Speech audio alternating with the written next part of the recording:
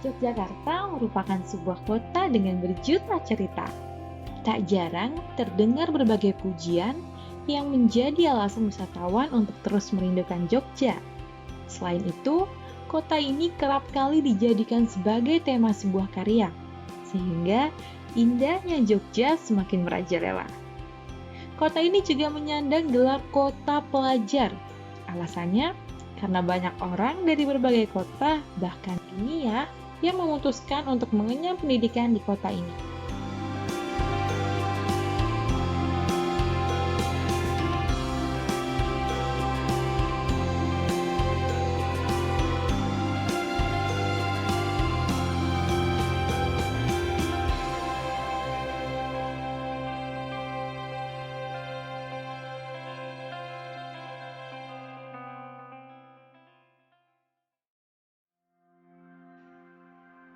Iya, itu adalah sisi positif dari kota pengantar cita-cita. Tapi nyatanya, Jogja menyumbang 5,5% untuk kasus depresi usia 15 tahun ke atas dan 10,4% untuk kasus skizofrenia atau psikosis, menurut Pusat Data dan Informasi Kementerian Kesehatan Republik Indonesia. Selain itu, Organisasi Kesehatan Dunia menyatakan bahwa sampai saat ini sudah ada hampir 1 miliar orang di dunia yang mengalami gangguan jiwa. Dan menurut survei Global Health Data Exchange tahun 2017, menunjukkan ada 27,3 juta orang di Indonesia yang mengalami masalah kejiwaan. Berdasarkan Undang-Undang Nomor 8 Tahun 2016, orang dengan gangguan jiwa juga termasuk dalam jenis disabilitas, yaitu disabilitas psikososial. Sementara itu, WHO juga melansir data bahwa 15% penduduk dunia adalah penyandang disabilitas. Di Indonesia sendiri terhitung sampai dengan 13 Januari 2021, sudah ada lebih dari 200.000 orang penyandang disabilitas. Data ini diambil dari Sistem Informasi Manajemen Penyandang Disabilitas milik Kementerian Kesehatan. Dari data yang tersaji menunjukkan bahwa perlu upaya serius dalam menangani kasus ini, sehingga mereka yang merupakan kaum minoritas tidak ditinggalkan begitu saja.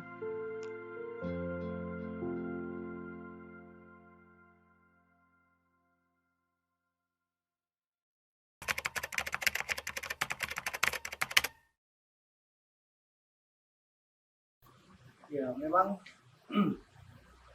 isu pandemi ini sebenarnya mempercepat ya, memperbanyak uh, isu soal mental health ini makin banyak muncul ya, khususnya di kalangan milenial misalnya. Jadi mungkin tekanan ekonomi, tekanan situasi belakangan ini membuat orang yang mengalami gangguan jiwa juga meningkat. Survei Kompas dia mencatat itu, bahwa sekarang malah anak di bawah umur, kelompok SD juga, anak-anak SD itu juga sudah terpapar gangguan jiwa. Itu satu. Yang kedua, secara umum masyarakat miskin yang cukup banyak ini juga mempengaruhi ya tekanan mental bagi mereka, dan salah satu sebab dari makin banyaknya orang yang mengalami gangguan jiwa, salah satu diantaranya adalah persoalan ekonomi. Dan persoalan-persoalan lain yang berhubungan dengan relasi keluarga juga bisa menjadi pemicu orang mengalami gangguan jiwa. Termasuk proses-proses penerimaan diri itu juga bisa memberikan pemantik bagi orang yang mengalami gangguan jiwa. Jadi penerimaan diri yang belum cukup, melihat lingkungan di sekitar yang mungkin tidak cukup nyaman bagi dia, lalu gangguan jiwa itu kemudian dialami. Saya melihat belakangan ini gangguan jiwa tidak hanya pada kelompok umur tertentu ya, tapi dari kelompok anak-anak, kemudian di kelompok siswa, mahasiswa, sampai pada kalangan orang tua juga terpapar problem ini. Ya, memang perlu ada riset lanjutan sih yang memastikan sebab-sebab utama kenapa terjadi peningkatan secara nasional ya orang yang mengalami gangguan jiwa. Apalagi belakangan saya kemarin ke Manado itu, di sana juga katanya gangguan jiwa malah bukan jadi suami istri, suaminya kena PHK, yang mengalami gangguan jiwa bukan suaminya, malah istrinya yang mengalami gangguan jiwa. Jadi mungkin karena tekanan di rumah lebih banyak, harus mikir ekonomi keluarga, anak-anak, pendidikan anak, kebutuhan keluarga. Jadi double burden-nya itu malah di ibu dan perempuan. Jadi saya pikir ini memang ada problem sosial yang cukup akut ya untuk konteks orang dengan gangguan jiwa atau mental health.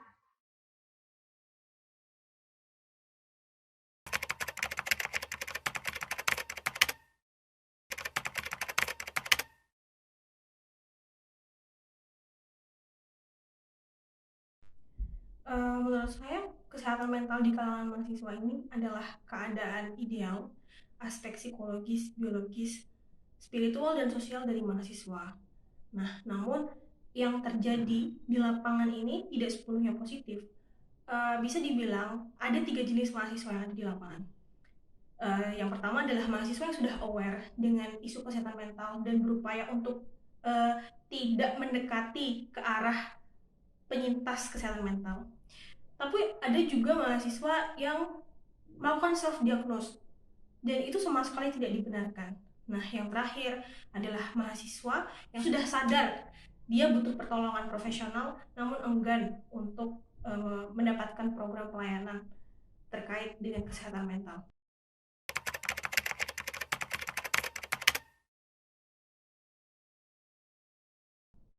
Sejauh ini yang sering saya lakukan adalah menjadi pendengar yang baik sebisa mungkin, seberapa pelik masalah mereka. Saya mencoba untuk terus bisa mendengar mereka tanpa menjudge, tanpa menghakimi. Dan juga yang paling penting adalah membuat mereka mau untuk pergi ke tenaga profesional untuk merilis permasalahan mereka. Ya, dia sebenarnya tersangkut paut ya dengan fenomena belakangan ini soal mental health yang makin banyak terjadi di kalangan di segala umur. Dalam riset-riset terakhir, riset Kompas, kemudian ada beberapa mahasiswa melakukan riset secara mandiri juga menemukan bahwa orang yang mengalami gangguan jiwa ini di seluruh kelompok umur. Nah, itu satu. Kedua, latar belakang lain kenapa MHD ini kita harus luncurkan. Kami melihat isu ini perlu ada semacam pembelajaran di aspek knowledge untuk memastikan orang bisa mendapatkan pembelajaran dalam menghadapi fenomena mental health yang makin banyak ya, orang yang mengalami gangguan jiwa. Jadi yang kedua itu, yang ketiga kami ingin MHDI menjadi semacam trendsetter untuk literasi yang berhubungan dengan mental health dan difabilitas khususnya.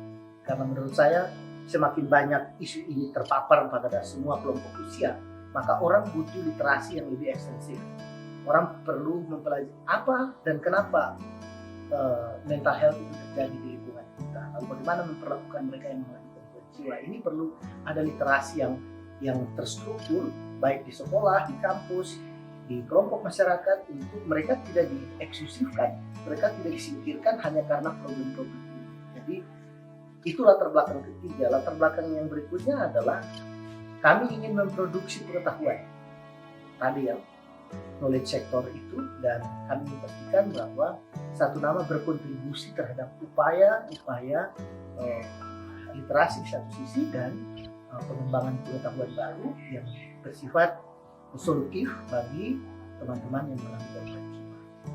Latar belakang lain, kami melihat ini ada hubungannya dengan rencana strategi kita 20 tahun. Jadi kelompok mana yang satu nama belum mengintervensi atau belum melayani mereka. Dari sejumlah kelompok-kelompok minoritas, kelompok-kelompok marginal yang kami intervensi, salah satu yang keluar adalah orang dengan gangguan jiwa. Karena mereka ini menurut saya sangat marginal. Karena proses marginalisasi bukan hanya datang dari warga umum, tapi proses marginalisasi malah kadang-kala datang dari keluarga. Keluarga ada banyak cerita orang membuang keluarga itu, membuang anaknya atau membuang orang tuanya yang mengalami gangguan jiwa. Dan ini juga berkaitan dengan aspek kultural ya. Di sini kan kalau keluarga yang mengalami gangguan jiwa itu jadi soal juga kan. Nah, itu yang kami merasa bahwa ini kan sebenarnya pameo dan harus diluruskan. Keluarga nggak ada urusan dengan keturunan sebenarnya. Apa namanya, mental health itu nggak ada urusan dengan keturunan sebenarnya. Cuma kan pameo ini cukup lama, jadi dia membekas di otak belakang kebudayaan kita. Dan gue merasa kalau orang yang mengalami gangguan jiwa jangan nikah, jangan menikahi orang yang punya keturunan gila gitu atau apa ya. Menurut saya ini yang harus dibersihkan. Itu, dan yang terakhir menurut saya, satu nama ingin memastikan tidak boleh ada yang tertinggal dalam pembicaraan. Tidak boleh satupun orang yang disingkirkan karena alasan tertentu. Dia manusia, dan kami ingin mengembalikan mereka sebagai manusia, seutuhnya di mana mereka menjadi bagian dari keluarga kita, bagian dari kita semua. Kalau mereka malah gangguan jiwa, ini elemennya banyak. Tidak hanya soal keturunan dan lain-lain itu. Menurut saya nggak terlalu percaya soal itu. Kalau orang sangat miskin dan tertekan, kemungkinan besar dia mengalami gangguan jiwa besar juga. Atau karena persoalan keluarga, dia ditinggal oleh suami atau istri atau yang lain, disingkirkan dalam keluarga, tidak dikasih. Banyak kasus, saya lihat di Kompas itu mencatat anak yang kurang perhatian bisa mengalami gangguan jiwa. Terus dia dibully oleh temannya juga bisa mengalami gangguan jiwa. Tiba-tiba pacarnya pergi, itu harus mengalami gangguan jiwa. Artinya tidak ada yang aman ini dalam proses ini. Ketika tekanan sosial ditekan sedemikian rupa, itu anak-anak bisa mengalami gangguan jiwa. Di mahasiswa kadang-kadang tekanan tanpa terasa loh. Kita orang tua, kapan lulus, kok kamu kok nggak lulus. Ini bisa bahaya juga kalau kita tidak bisa membuat anak-anak kuat gitu pada pilihan-pilihan hidupnya. Mereka bisa mengalami gangguan jiwa. Jadi bagi kami, layanan ini harus menjadi bagian dari seluruh panggilan satu nama, karena kami merasa mereka yang marginal itu tidak boleh disingkirkan. Kurang lebih.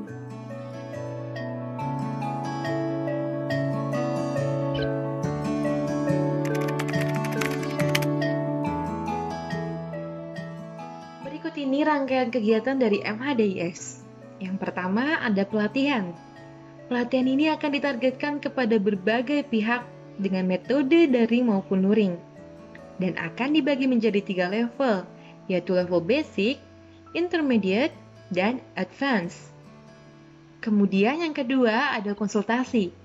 Layanan ini akan menerima jasa konsultasi dari berbagai pihak untuk isu kesehatan mental dan disabilitas. Lalu yang ketiga, ada pendokumentasian berbagai macam proyek sosial berbasis pengetahuan praktis, dengan hasil akhir berbentuk video, buku, tulisan, dan foto voice. Yang keempat ada penelitian yang dilakukan untuk mengembangkan isu kesehatan mental dan disabilitas. Dan yang terakhir, ada internship bagi mahasiswa dan mahasiswi untuk kepentingan studi.